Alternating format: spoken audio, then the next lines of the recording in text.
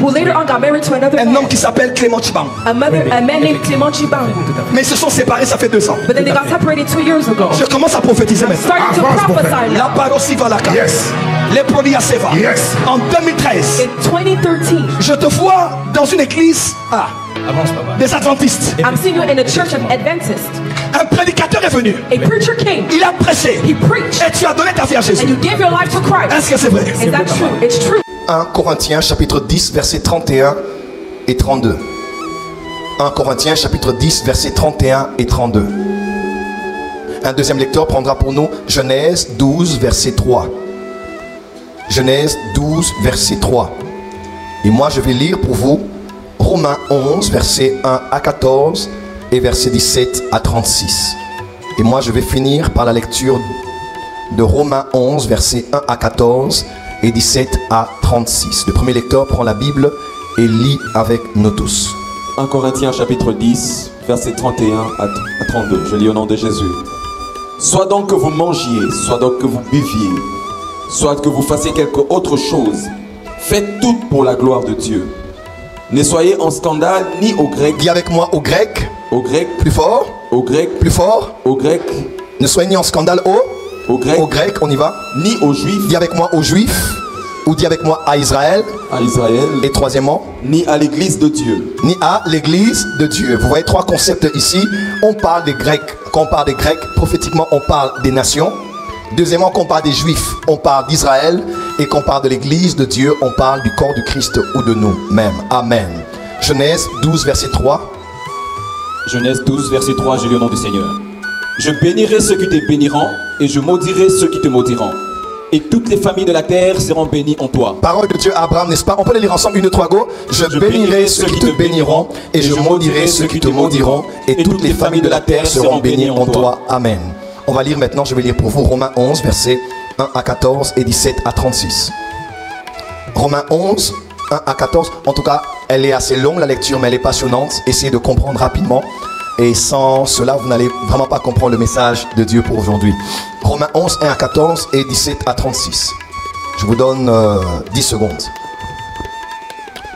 Romains 11, 1 à 14 et 17 à 36. On peut lire? On y va. C'est Paul qui écrit aux Romains, n'est-ce pas? Je dis donc, Dieu a-t-il rejeté son peuple? Loin de là. Car moi aussi je suis israélite, de la postérité d'Abraham, de la tribu de Benjamin. Dieu n'a point rejeté son peuple, qu'il a connu d'avance. Ne savez-vous pas ce que l'Écriture rapporte d'Élie? Comment il adresse à Dieu cette plainte contre Israël? Seigneur, ils ont tué tous tes prophètes, ils ont renversé tes autels. Je suis resté moi seul et ils cherchent à m'ôter la vie. Mais quelle réponse Dieu lui fait-il? Je me suis réservé 7000 hommes qui n'ont point fléchi le genou devant Baal. De même, aussi, dans le temps présent, il y a un reste selon l'élection de la grâce.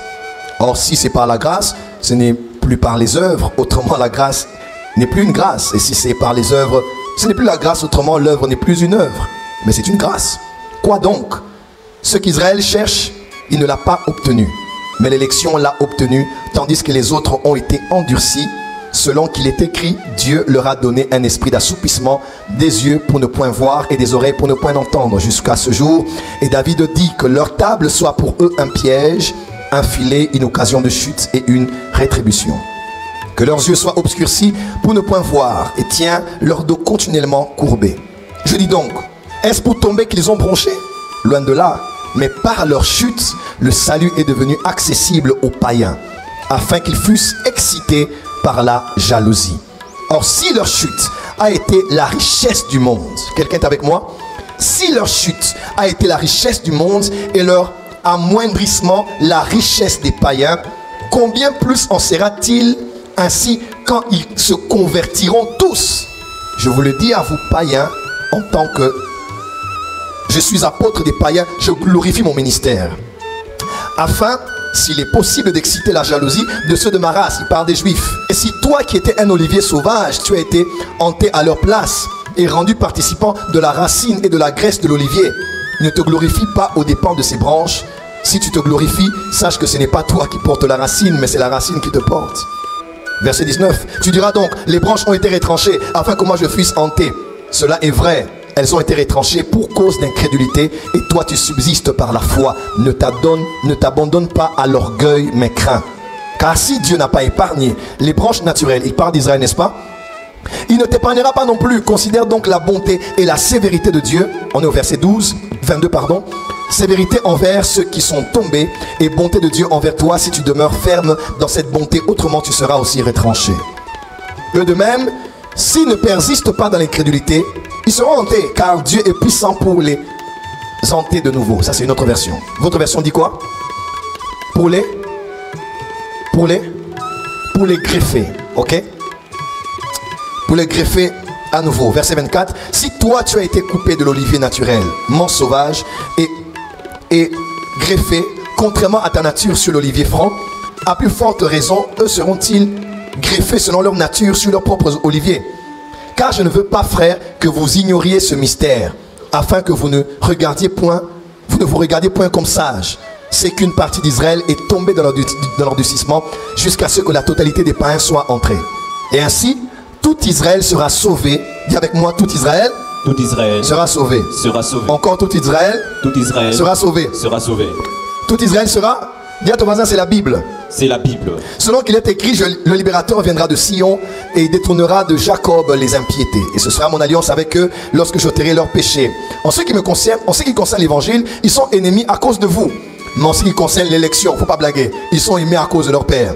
Car Dieu ne se répand pas de ses dons et de son appel. De même que vous aviez autrefois désobéi à Dieu et que par leur désobéissance, vous avez maintenant obtenu miséricorde, de même ils ont maintenant désobéi, afin que par la miséricorde qui vous a été faite, ils obtiennent aussi la miséricorde. Car Dieu a renfermé tous les hommes dans la désobéissance pour faire miséricorde à tous. Voilà où les questions se posent. Ah, Dieu nous pousse-t-il à tomber à dessein pour faire du bien aux autres, pour enseigner aux autres? Écoutez la conclusion de l'apôtre Paul, l'apôtre des païens. Il dit ceci, verset 33. Oh, profondeur de la richesse, de la sagesse et de la science de Dieu, que ses jugements sont insondables et que ses voies incompréhensibles. Car qui a connu la pensée du Seigneur, ou qui a été son conseiller? Qui lui a donné le premier pour qu'il en ait à recevoir en retour? C'est de lui, par lui et pour lui que sont toutes choses. À lui la gloire dans des siècles. Amen. Que Dieu bénisse sa parole. Veuillez reprendre vos places, on acclame pour le Seigneur.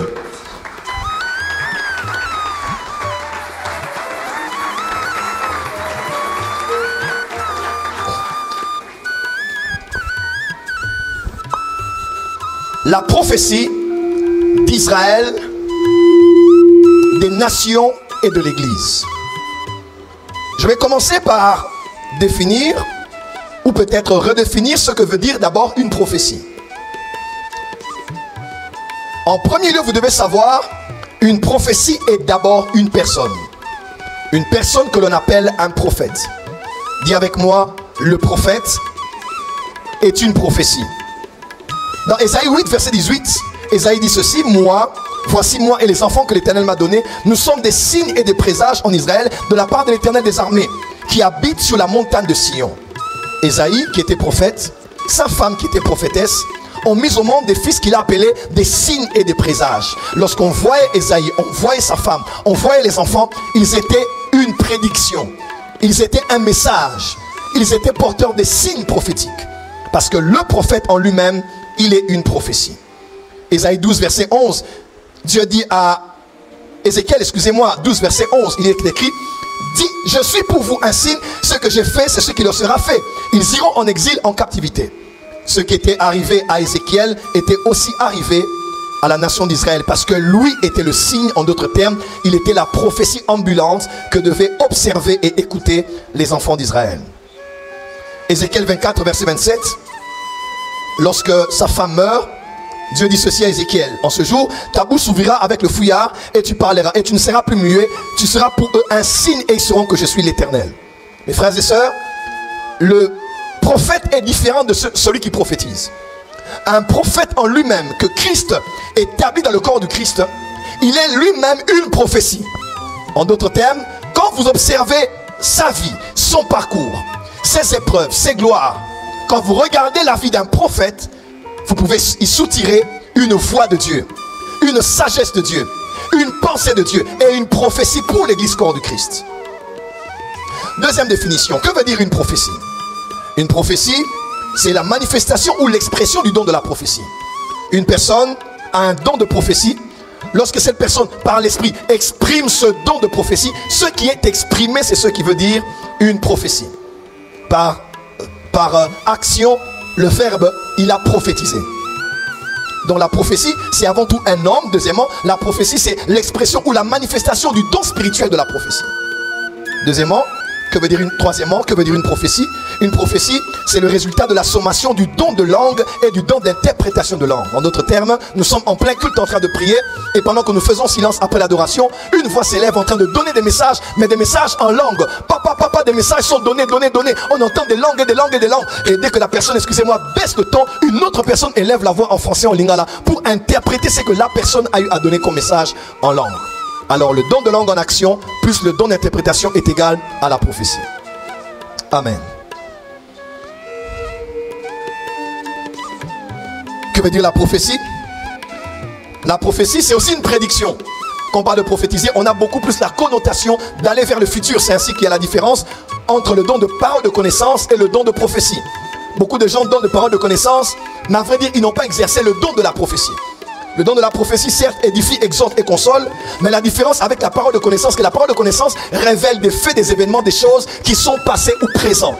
Dès qu'on entre à Dieu dit par rapport au futur, dès qu'on entre au futur, on entre dans la manifestation du don de la prophétie.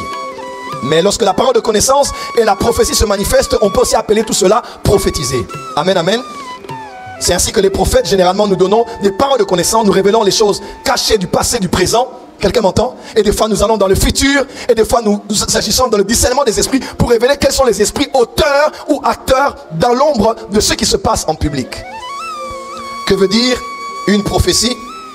La prophétie aussi, au-delà de cela, dans le monde théologique, la prophétie est une science ou une discipline théologique qui est orientée vers les événements du temps de la fin, ayant des bases dans l'ancienne alliance et s'explique dans la nouvelle alliance par l'actualité présente.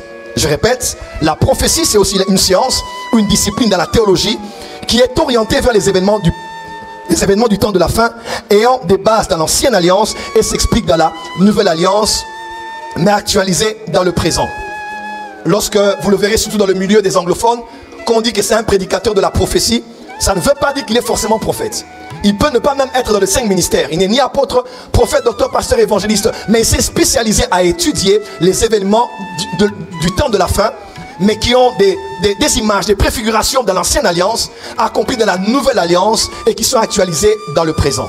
Ainsi, quand on parle d'un séminaire prophétique, ne vous attendez plus à la porte des cieux d'un séminaire où on prophétise sur les individus. Parce que quand on parle de semaine prophétique, séminaire prophétique, on va aussi faire dorénavant allusion à des séminaires ou à des programmes qui sont concentrés sur les événements des derniers jours. Amen, amen. Donc quand on parle de prophétie, du domaine de la prophétie, c'est aussi un domaine théologique, une discipline et une science dans la théologie qui est actualisée sur les événements du temps de la fin. Un autre synonyme de la prophétie en tant que science, c'est aussi l'eschatologie. Quand on parle d'eschatologie, on peut aussi, de manière interchangeable, parler de la prophétie. Quand on parle du domaine de la prophétie, c'est le domaine où on étudie les événements du temps de la fin. Actuellement, de grands événements se passent au Moyen-Orient, en Europe avec la Russie, l'Ukraine, BRICS et beaucoup d'autres changements qu'il y a dans le monde et notamment sur le continent africain. Que dit la Bible par rapport à ce qui se passe déjà dans l'Ancien Testament? Dans le domaine de la prophétie, vous allez voir que l'histoire biblique a toujours eu quelques images, quelques événements qui semblent se ressembler avec l'actualité. Dans le Nouveau Testament, vous allez voir, il y a encore des événements de l'Ancien Testament accomplis au Nouveau, mais aussi de nos jours, qui se sont aussi accomplis, qui ont des images, même de la Nouvelle Alliance. Ainsi, la Bible est un livre de prophétie. La Bible est un livre prophétique. Qui a sa Bible avec moi ce matin? Levez votre Bible là où vous êtes. Dis avec moi, j'aime la prophétie biblique. Ainsi, je crois que dans le restant de mes années sur la terre, avant que Jésus ne revienne, je crois que Dieu, dans mon apostolat, m'appelle maintenant à beaucoup plus prendre le temps, à part le fait d'enseigner sur le réveil, la spiritualité. Actuellement, je veux beaucoup plus me concentrer à enseigner sur la prophétie. Et je crois que l'Afrique en a besoin. Je crois que l'Afrique francophone en a besoin. Et je crois que le ministère prophétique en a besoin. Il faut que l'on sache quel est le rôle des États-Unis dans les derniers jours. quel est le rôle de l'Iran, de l'Irak, des États, de l'Arabie Saoudite, de Dubaï même, dans le temps de la fin? Est-ce que ces grandes nations que nous voyons ont-elles existé dans le temps de la Bible? Ou quelles sont les nations similaires à celles qu'on a vues dans l'Ancien Testament de nos jours? Qu'est-ce que Dieu dit par rapport à ce qui se passe en Afrique? Regardez ce qui se passe au nord de l'Afrique jusqu'au sud de l'Afrique. Il y a de grands changements qui se font. Et ainsi, il est important pour que tout enfant de Dieu à l'église ait la connaissance de la prophétie.